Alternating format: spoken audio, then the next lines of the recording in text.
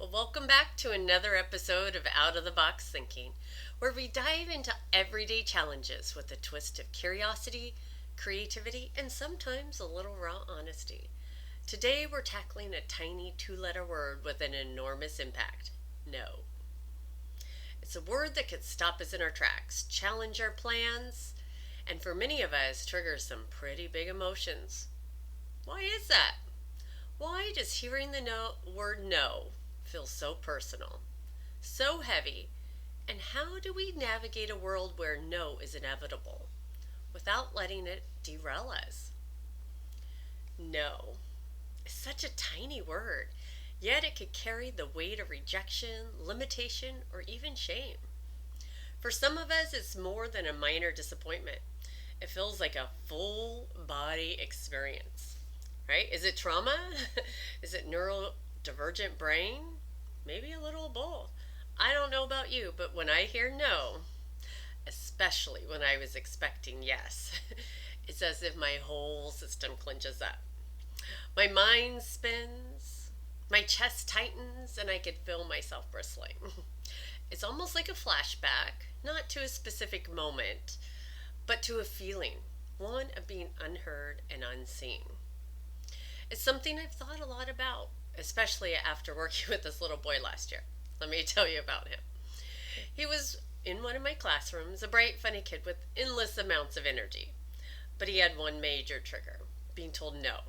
If I said, no, you can't do that to anything, literally anything, his reaction was immediate and extreme. He'd bolt out of the classroom, and I'd find myself sprinting down the hallway trying to catch him before he got too far.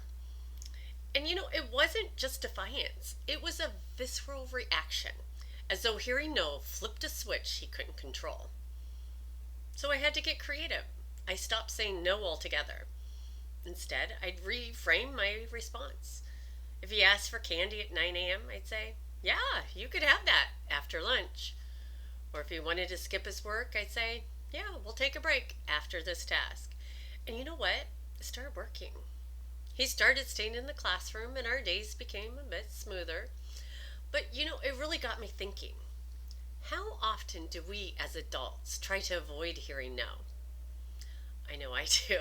I skirt around direct questions or make tentative suggestions just to minimize the risk of rejection. But when I do hear no, especially when I thought it'd be yes, it's almost like that little boy inside of me wants to bolt down the hallway.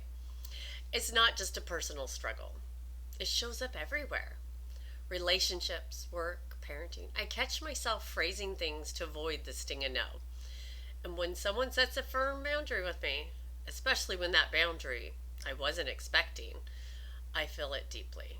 It doesn't just feel like a refusal, it feels like a rejection of me. Is this normal? Does everyone feel this? Or is this just another ripple effect of trauma or neurodivergence? So I've started asking myself, what would it look like to live in a world where no doesn't have so much power? Could we learn to reframe it in a way I did for that little boy? Could a no be softened into something more palatable, like not now, but later, or yes in a different way? But here's the bigger question: should we even avoid no at all? Life's full of it.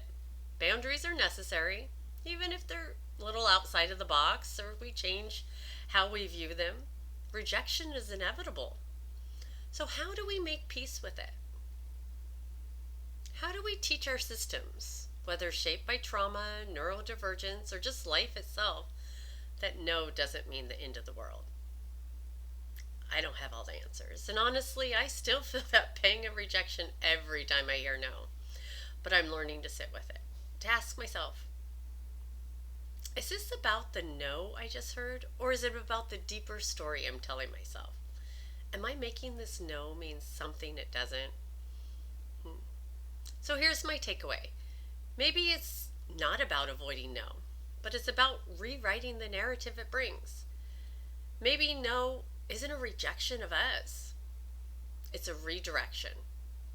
And as hard as that is to internalize, it's worth sitting with. We can't always control the no's that we hear, but we can control how we respond to them. So, what about you? Does no hit differently for you too? How do you navigate it in your own life? Let's keep this conversation going.